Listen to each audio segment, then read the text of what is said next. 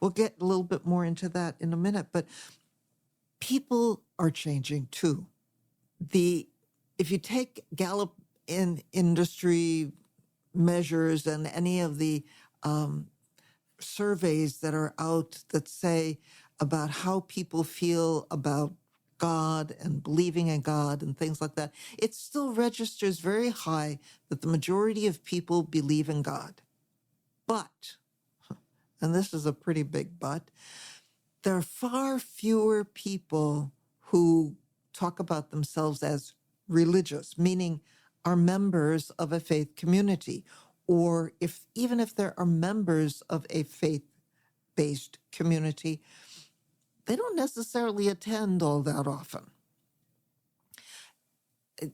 When I was a child growing up, if you were a member of a church, you were there almost every week, if not every single week.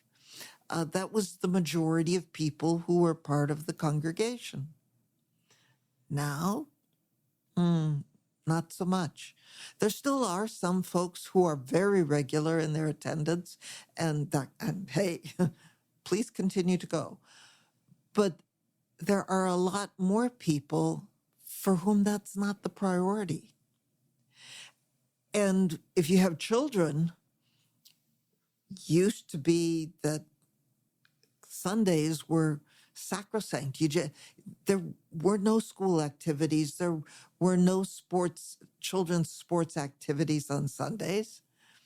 But now, any faith group that meets on a Sunday, or a Saturday for that matter, is competing with soccer and t-ball and baseball and band camp and all kinds of other things. And it's like, what do we have that we have to compete with? I mean, what are we offering that can compete with those things if we think we need to compete with that?